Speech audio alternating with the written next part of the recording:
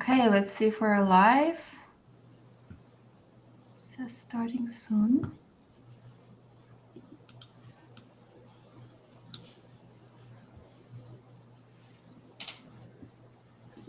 Let's see.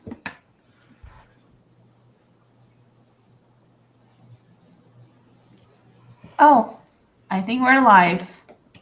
Hi. Hi, Senya. Hi, Melissa. How are you doing? Very well. It's good to see you. Good to see you too. Excited for this live. So let's see. I think there's like 4 people in the audience. Perfect.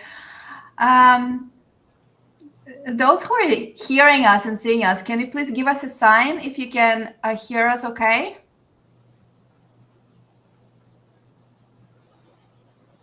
Hi, Laura. Laura's listening to us from New York. Hi, Laura. Okay, well, this is a great question. Like, do you guys mind putting in the chat where you joining us from? I'm here from Paris. I know Melissa is a better location. I'm joining from Manila, in the Philippines. Yeah, the weather must be much nicer in Manila than it is here in Paris. Yesterday was pouring rain. Or was it? Yes, got soaked wet. So can you guys hear us okay? Can just someone tell us that we're not speaking in the void? Yeah, I think we've gotten a few thumbs up. Okay. Nice. That's Paris, Zurich, New York. Great. Nice mix. Hello everyone. Well, thank you so much for joining us. Okay, I should probably put this. London. Yeah. Great. Okay, London, Paris, New York, Zurich. All right. Well, welcome everyone to this live event, integrating work-life balance in business and career. And today we're very excited to tackle the myths around work-life balance and share with you some practical approaches on how do you actually find the harmony between your professional goals and your personal life. So I am here live with Melissa, an amazing executive and leadership coach, who I met thanks to LinkedIn, which is an amazing platform for networking. As we got connected on LinkedIn, we got into this discussion that very quickly led to the challenges that our clients were experiencing, and a lot of them were about work-life balance. And since both of us share this mission of empowering executives, especially women, in their life and career transitions, we thought that could be an interesting topic to explore. And besides that, both of us, like, we share this pretty international backgrounds. So yeah, Melissa, how about you tell our audience a couple of words about yourself and what you do? Sure. Thanks, Senya, for that intro. Like Senya, I've spent quite a bit of my time in the corporate world, and I transitioned to become a coach. While I was in corporate world, I did a round in blue chip companies, Singtel in Singapore, McKinsey in setting up in the Philippines, and then working around Southeast Asia. And then I went to Credit Suisse and worked there in global roles.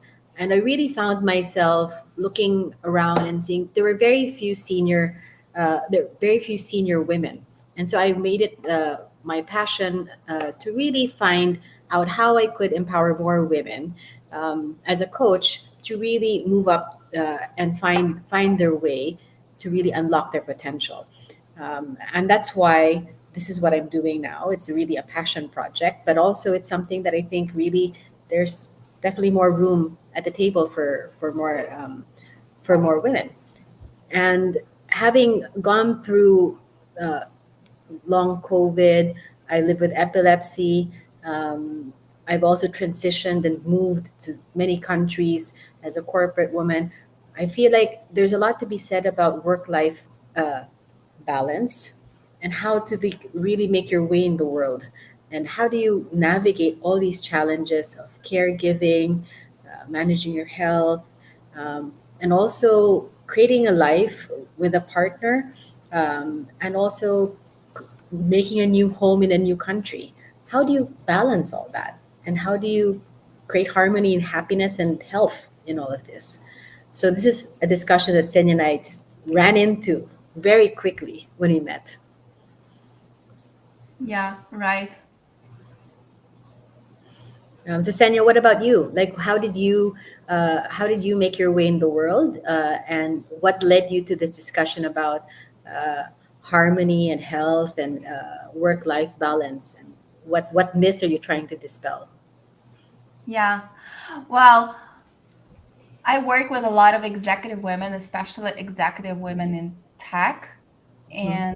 And can you hear me okay? I feel like there's like a little bit of a delay. No, I think it's all good. Okay. Yeah. So I work with a lot of executive women in tech. And as we all know, tech is going through a lot of transformations and layoffs at the moment. And Mhm. that is probably adding some additional layer to the stress that these executives are going through, and to already a very important mental load that you and I discussed in our previous Yeah. conversations, and we're going to tackle today. That this mental load that women already carry on themselves historically.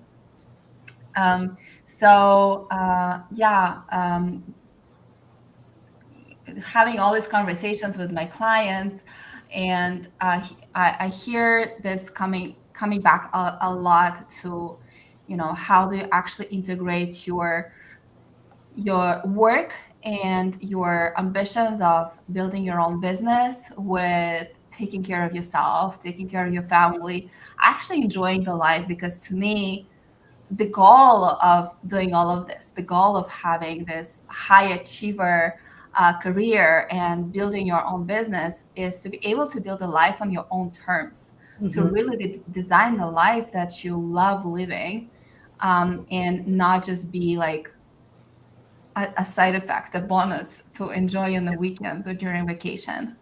So, Yeah. yeah, so we, as you said, we kind of got into this topic together and thought it could be an interesting discussion. Hmm. Um, and so I've been an entrepreneur for over a decade now. So maybe the challenges of a corporate life are not um, as relevant to me today as to some other women, especially some of the women you're working with, Melissa. But I do have my own challenges as well as a woman, as an entrepreneur. And the stories I will be happy to share today is what I learned in the past year of continuing building new businesses and running the tech business I already have, on the top of raising a 1-year-old. And I can say, like, there was a lot of balancing and work-life integration involved. So let's maybe move to the first point that we wanted to tackle today, unless, Melissa, you have something to add. And I don't know, No. by the way, guys, please make sure you're like contributing to this conversation or asking us questions in the chat Yeah. that we would love to answer. And if there's like a specific direction that you want us to go to, also like feel free to like contribute in the chat, and we would like to make it as interactive as possible. Absolutely. So Okay, let's go. so Let's okay, dive in. let's do it. All right, so the first point we want to talk about is this whole myth about work-life balance, that there Yeah. should be some kind of a balance Oh my of gosh. a 50% split, very equal between work and life. Yeah. The fact is, Melissa and I agree, it's impossible.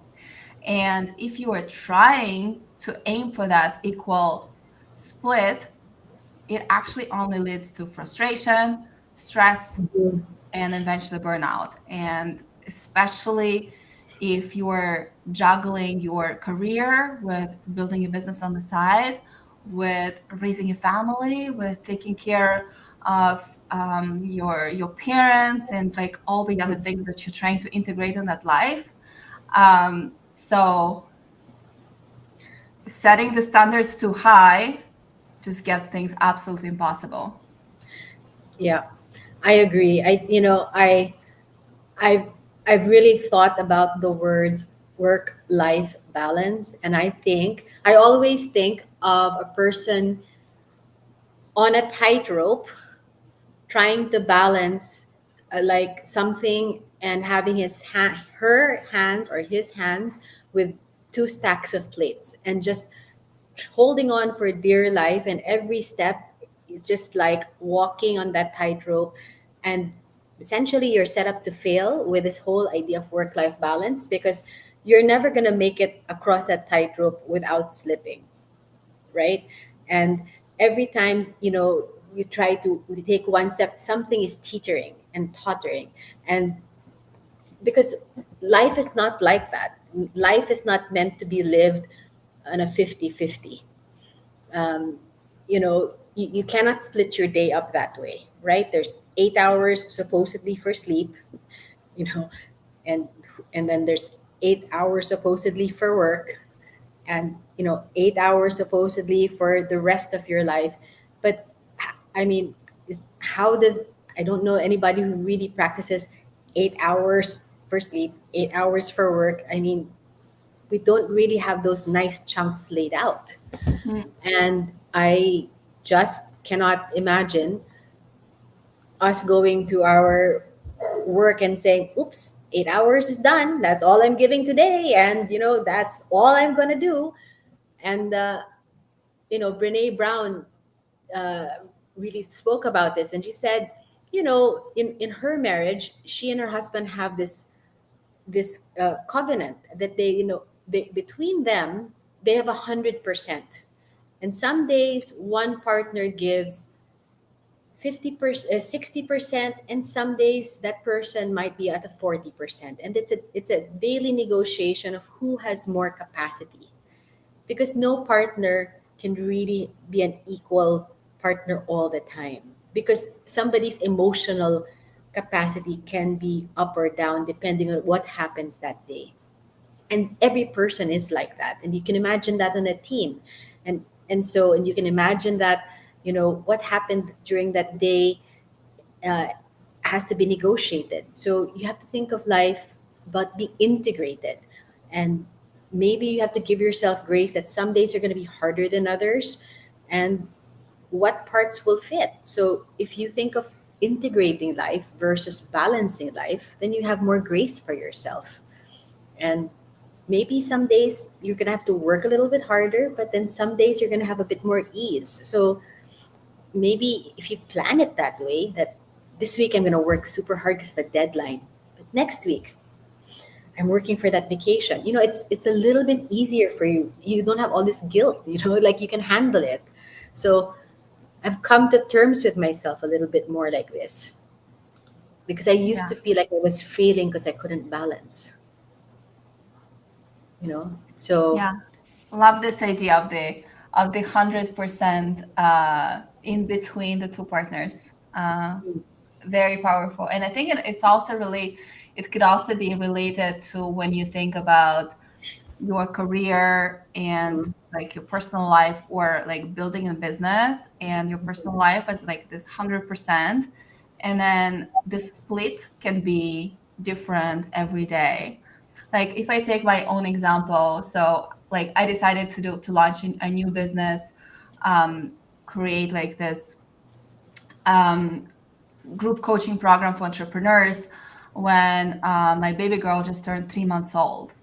And but at the same time, I knew that she and my family are my absolute priority. So like there's no way I can even work 40 hours a week with such a small baby. So my first target was like it's 20 hours a week of work, and then the rest of the time I spend with her. And in those 20 hours, I'm just gonna do the maximum that I can to move forward, and that's absolutely fine.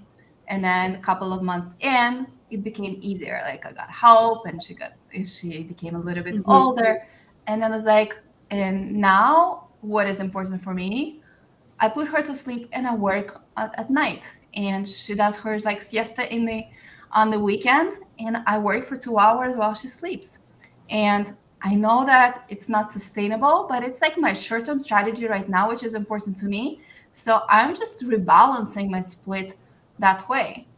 And that I think that's what we talked about as well, about like it's a constant balancing act. The balance can shift from one side to the other all the time, and that's absolutely fine. That's how it is. That's very natural, as long as you are still controlling the split, Yeah. that it's consciously, like you're doing it consciously, and not just Yeah. being carried away by the situation. Yeah, I think that what you said is important, right? Like as long as you know you have a very intentional allocation, like you know what why you're doing things and there's an intention around it, then you're in control, right? Like it's very choiceful. And then that gives a bit more power to what's happening versus kind of being dragged along by, oh my gosh, and feeling anxious about did I spend this much time, like, and I think for a very large part of my career, I felt like, especially when I was working at McKinsey, I felt like I'm spending so much time and I'm supposed to be client first, but then what happened to my family?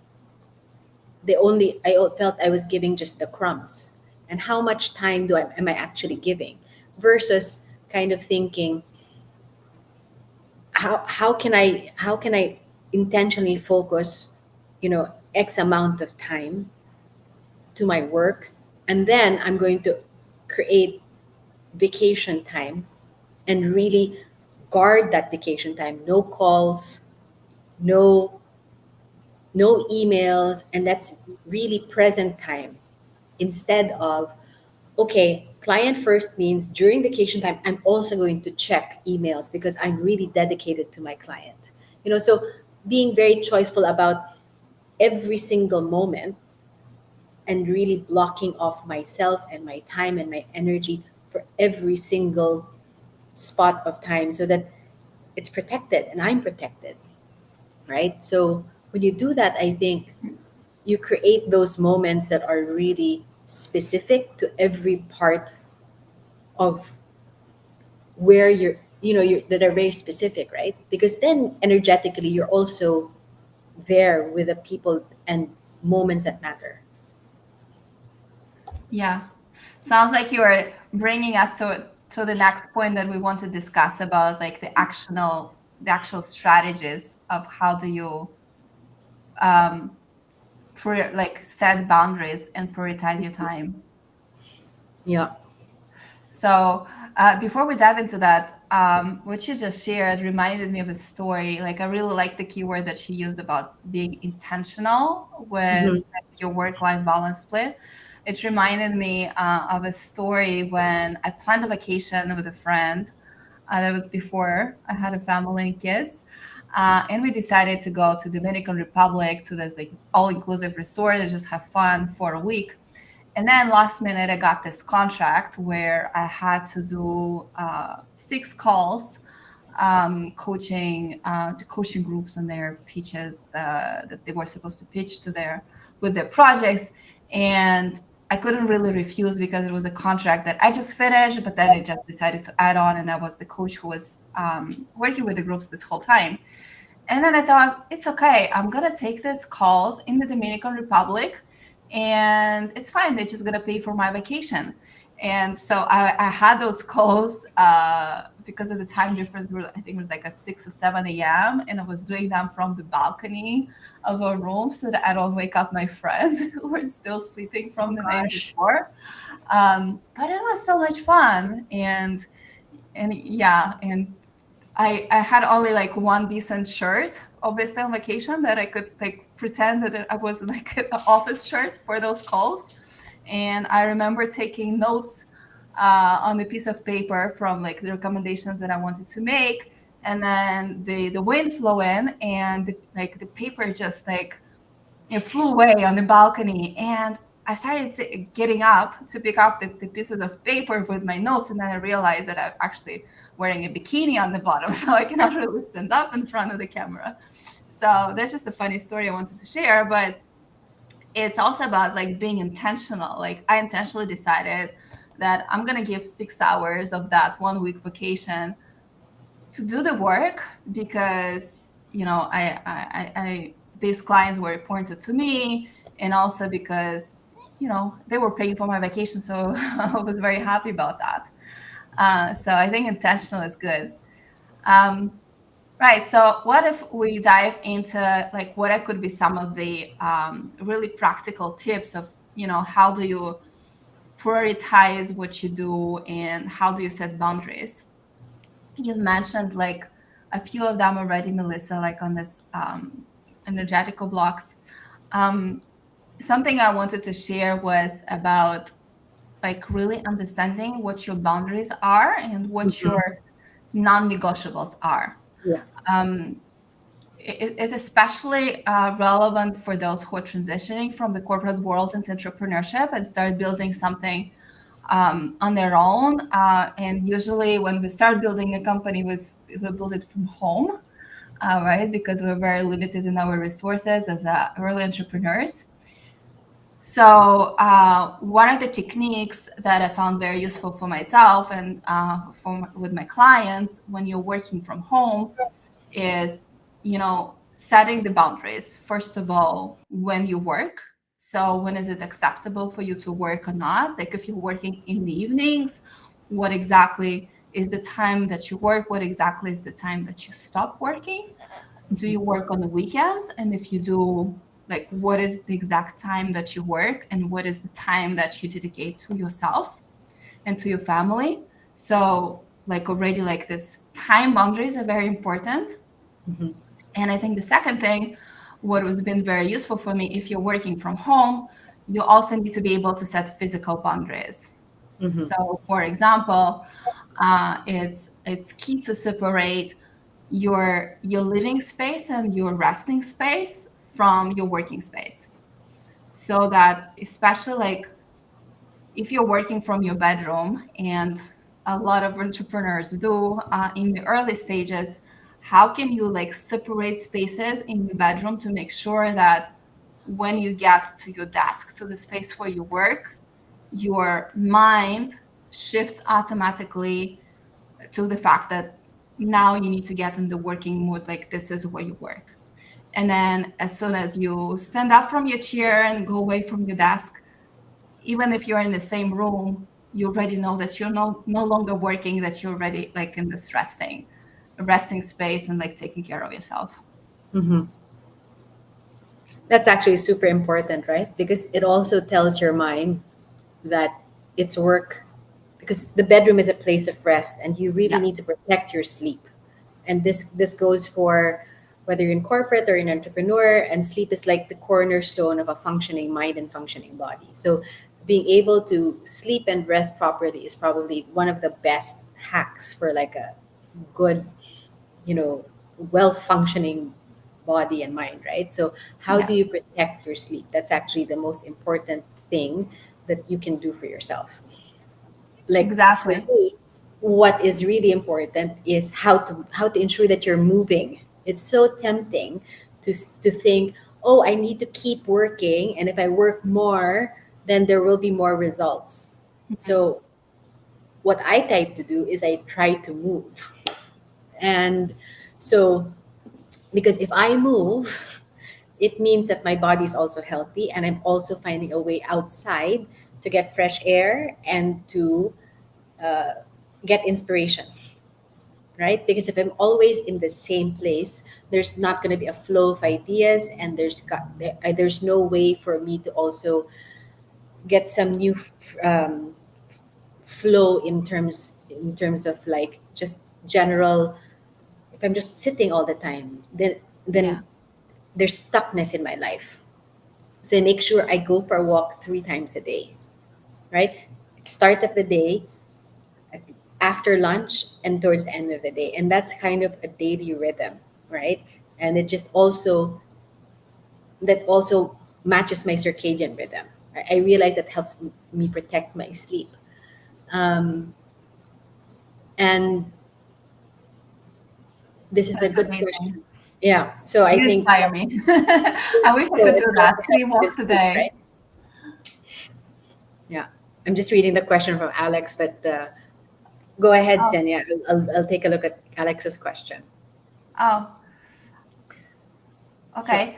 yeah. Yeah, no, I just wanted to say you inspire me. 3 walks a day. I mean, I would love to do Yeah, it's that. good. It's like little walks. I also have a dog, so it's Yeah, important that he walks. But so he makes me move. But it's important that I get about 5 to 7,000 steps a day, which is yeah, okay, right? But it's also really good mentally, right? It's when I process my thoughts.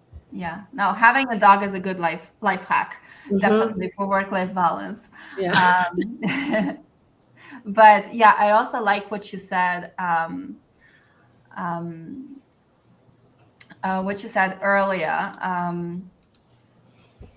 Okay, I lost my thought. I Yeah. apologize. Shall we take the question from Alex? Yeah. You said there Sure. was a question. So Alex asking, Alex, like me, has epilepsy. I've had epilepsy, by the way, Alex, since I was Mm. 3, right? So part of my epilepsy is like it's triggered by stress. So I understand that um, career, different career stress can take a toll on your career, right? Because on your epilepsy can take stress, right? Because like whenever I'm too stressed, then I have more seizures. So Mhm. learning to manage my stress was actually very fundamental in managing my career because I am very motivated. As you can see, like I've worked in very high pressured situations, like starting McKinsey in Southeast Asia, working in Singtel, and then moving to Switzerland where I didn't know anyone. So those are very high stress situations, and I like that. I like being pushed. So, um, and now I'm building a business. So have you Yeah, started your own business? Yes. And how do I manage the ups and downs? Part of that is finding a community of support, right? You definitely need it. That's why, like I found Senya, who's on the same journey, because having a group of people who are like minded and working on the same things really helps you because then you feel like you're not alone, right? And being able to talk about your challenges really helps you manage your stress. Second, of course, is if you have a great doctor, then they can help you manage, get the right level of care, and then you feel supported. But like I said, I have this wonderful dog. Sometimes he's not so wonderful, but being able to like now he's being supportive and not barking, but um, having him in my life to like walk with 3 times a day and being a cuddle bug when I need it, that is definitely a stress relief, right? So having something that really supports your health in like making sure that you're out and about really is helpful, right? So I don't turn away from the stress. I find ways to manage my stress, right? Because it's going to be there, right? And then, of course, I also engage in spiritual practice, which also manages my emotions. So those are the 4 things I do to really help me with ups and downs. And that's also, if you ask, how do we take care of ourselves and manage? And of course, I have a wonderful husband who also manages me. So if you think about what's really good in work-life harmony, it's really a community of support, taking care of your body and your sleep. Having a great partner is the best life hack, and then the exercise, and you know, just getting really into as well, like the getting into like having like a practice, whether it's mindfulness or prayer or something that also is like the inner work, I think. But that's what I've done for my epilepsy. And that was very intentional because I knew I needed to get on top of it. So yeah. that's my Thank little you for epilepsy sharing. story.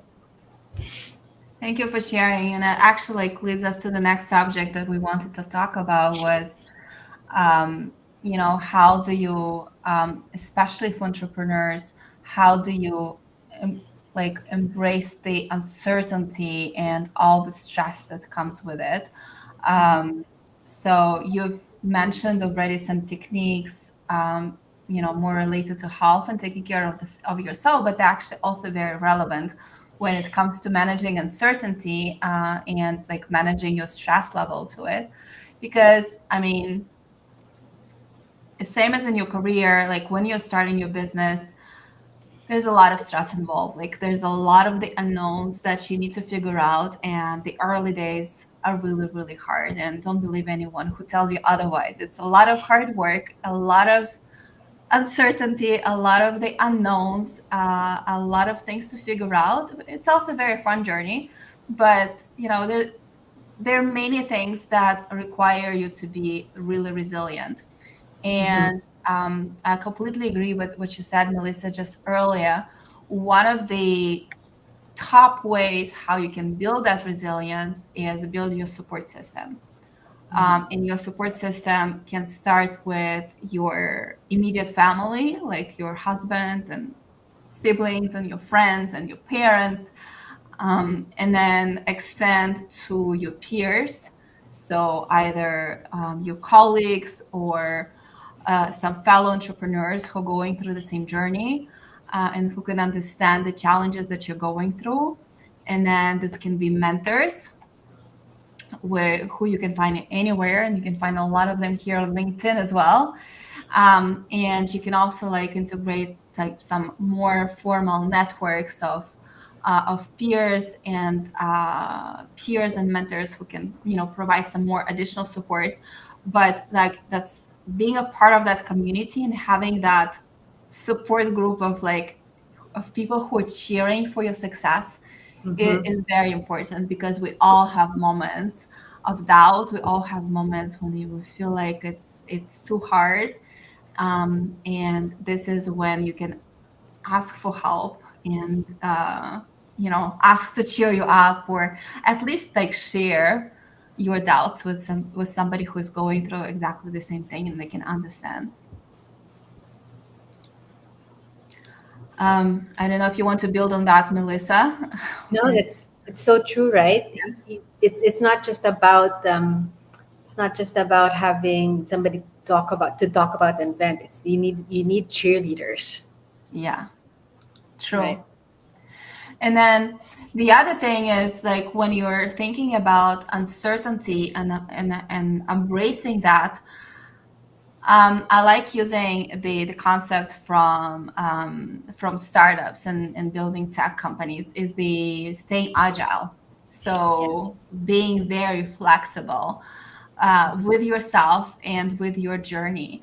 Um, it's about the understanding that obviously it's good to have a strategy, it's good to have a plan, but you don't have to stick to it 100%.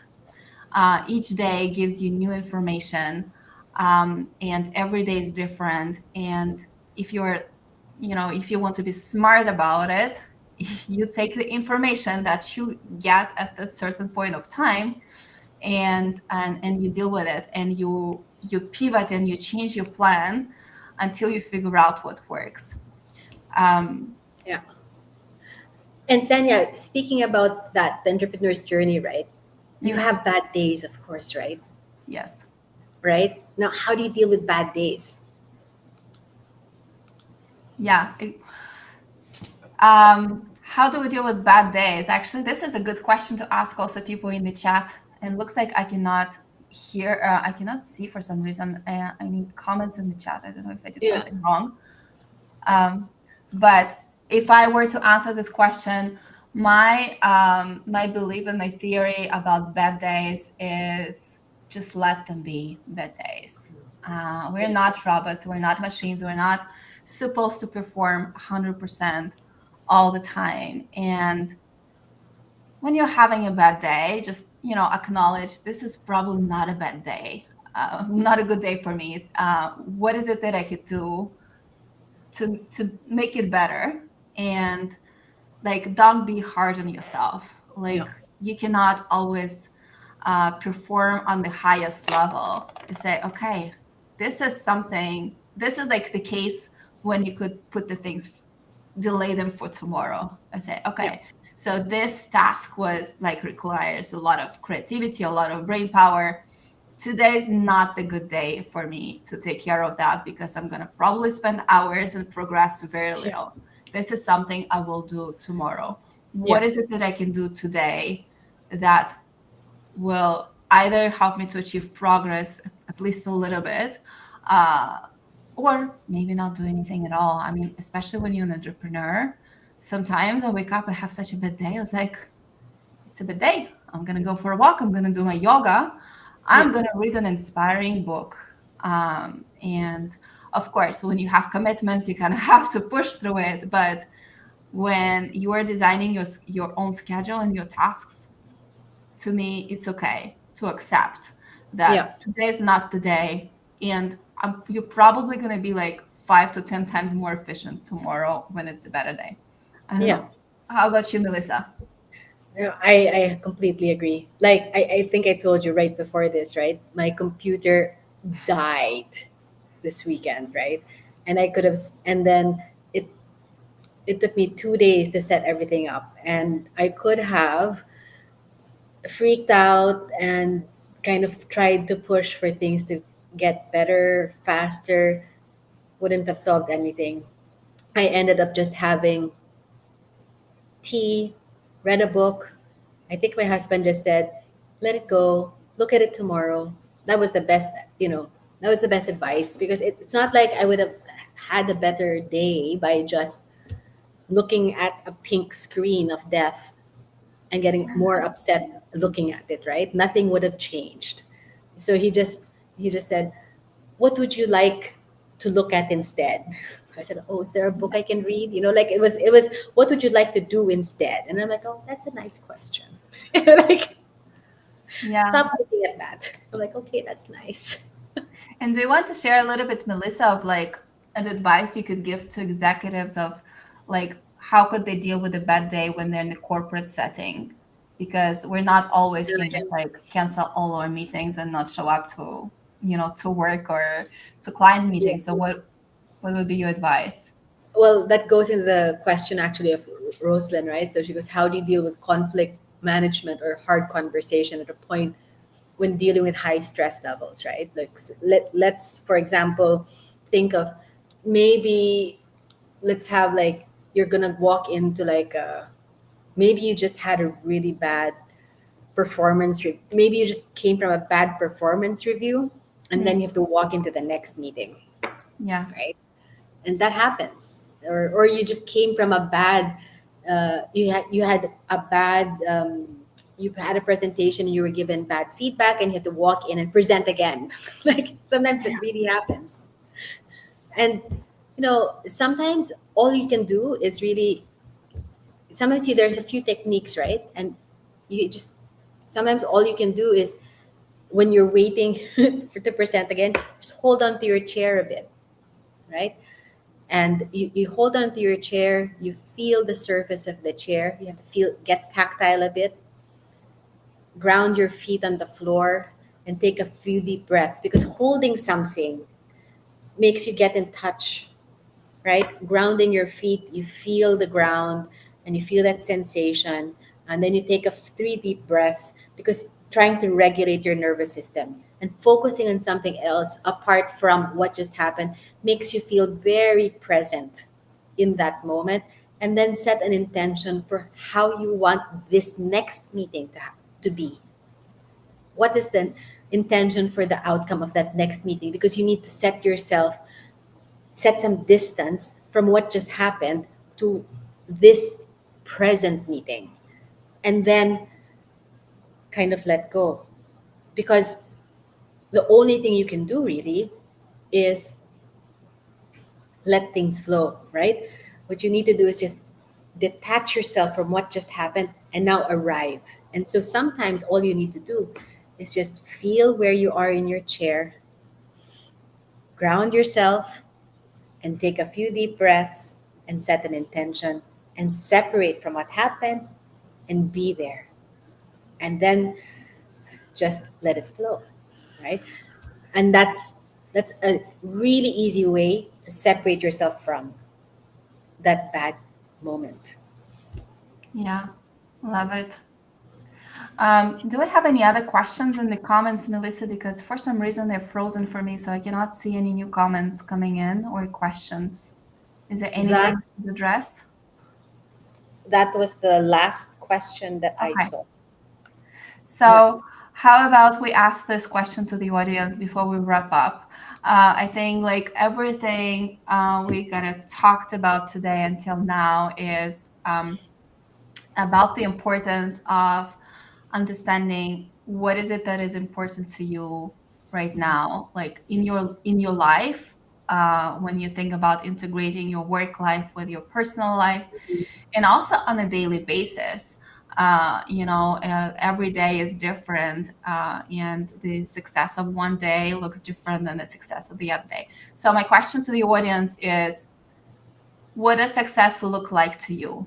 What does it mean to you to have like this successful work life integration where you feel aligned? Let us know in the comments. We'd love to build on that. And I would like to add something very important for me, which I love telling all the clients I work with, who are mostly entrepreneurs, building their own businesses, is that you are your most precious resource. So your number one priority is really taking care of yourself. Because when you're an entrepreneur, when you're a business owner, um, especially if you are the breadwinner for your family, you don't have that privilege of not taking care of yourself, because if you're out, your business is out. Uh, so you really need to have a strategy around, how do I take care of myself, of my energy, of my brain power, and my creativity, and my ability to perform both at work and in your business, but also like on a personal level in your life. What are the different activities that will give you that energy, that will fill that battery, that it's, well, maybe not 100% full all the time, but like not running out on a permanent basis. So what are those different activities that need to become a part of your routine, need to become a part of your schedule, that if that you schedule in your calendar if you have to. I call them me time on my calendar. um, and then how do you like prioritize the things that are really important to you? If that's time with your family, if that's time with your dog, if that's some social events, if that's investing into your growth or into mindfulness practices, like what are the different things that need to be a part of your mix, to make sure that you're taking care of that very precious resource, which is you. So that's something I wanted to add. And for the audience here, if you've been following me for a while, I've already shared this tool that I absolutely love and share with my clients, and most of the coaches know of it. It's called the balance wheel, Mm-hmm. where you can basically see on like this circle scale of the different areas of your life, and how balanced, and evaluate how balanced you are on the different areas of your life right now, which can be work, finance, family, social activities, relationships, things like that. You decide what that will looks like. And then very quickly, you will see what are the different areas that could be maybe out of balance. And then decide on what are the different action steps that you could take in those areas in order to bring that balance a little bit closer to some kind of a balance and equilibrium. Obviously, as we mentioned earlier, don't try to hit 100% everywhere. You're just going to burn yourself out. But you want to have a pretty good balanced approach. At least try it in the different areas. So I'm going to share just a link in the chat to this tool, of those who are interested to try it out. You can fill it in a digital form. Melissa, do you want to add something? And I believe you also might have some tools that you could share with our audience that they can Yeah, later? I think for me, it's really about building your, Sen, you've said it all, and I think one thing that I'd really urge us to build is, the idea that, life is we're gonna have ups and downs. It's not about avoiding it, right? Because you know we're gonna go through all these ups and downs, and it's just part of who we are and what we like to do. Um, so it's really about building the emotional resilience to handle things. And we can do Yeah. that a couple of ways, right? We've talked about a lot of these tools. It's creating boundaries. It's about creating community of support. It's about making sure that you have the exercise and all of this stuff. So but all these are little steps, and it's about the choices that you make that work for you. There's no magic pill. Everybody has their own way to do it, and it's what works for you. And it's something that I had to learn the hard way, because I went through burnout, and I now take it very seriously as part of my life. So I help women now create a plan to really be successful without burning out, by creating a plan to do that. So that's part of my coaching, because I really want women to be their best in all parts of their life, and not to experience that level of burnout. Right. Yeah. So do you have a tool that you can share I with? have a resilience kit, and that's something that is available in my LinkedIn page. It's called it's a resilience toolkit that you can just download. It's a free guide there. And then I have a newsletter called Rise and Thrive, that I share every 2 weeks. I share tips on building resilience. So that's available too. Perfect. Well, I'm sure, a lot of people are going through the burnout, and yeah, that it's going to be a very useful tool because, prevention is better than treatment, Yeah. for sure. Um, shall we start wrapping up this live? I mean, we committed to 30 minutes, but it's been already 47, so we should maybe let people go.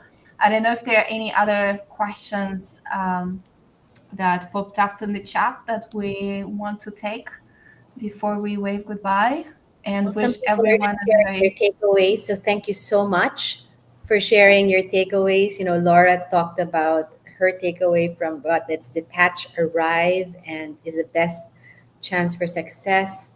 And Alex is talking about challenging herself to open up to learning new opportunities while being present about her health and saving energy and time. Mhm. Uh, and Roslyn talked about well-being, and enrich relationships with family and community and career. Integrating them adds to her health and well-being. So thank you so much for sharing your takeaways. It's really nice, that you feel that these are things that you learned throughout this talk, and I hope that you also continue to engage with us. Um, I know I really enjoyed this time with you and with Senya. Thank you. Yes, it was a lot of fun, and there were a lot more things that we wanted to say today, but Yeah, like, this conversation just flew naturally. It was not scripted. So we totally. we just we just went where it went, and I hope that it created value for you. And yeah, as Melissa said, thank you for sharing your takeaways. It's great to see that, this was valuable. And yeah, connect with us, follow us on LinkedIn. I'm sure there's going to be more content coming out related to this very important topic to both of us. And yeah, I'll be happy to continue these conversations in the DMs, with those who want to continue further. And thank you so much, Melissa, for jumping on this live with me. That was pretty last minute, not very planned. So thank you for playing the game and being a part of this conversation, and for all the great work that you're doing, Thank you for too. ambitious women out there. I just shared in the chat my tool. So for those of you who are interested in the tool, I've just put it. It showed up as LinkedIn user. So, but that's me. Okay. Oh, all right. Yeah. But All thank right. you Do to you want to say Thank any you. last words, Melissa, before we No, say goodbye? that's it. Thank you for your time. I know we extended, but thanks very much, and hope to see you all soon. Thank Yes. you, Senia. Yes. Thank you, Melissa, and thank you everybody for tuning in, and have a wonderful day and the rest of the week, and hope to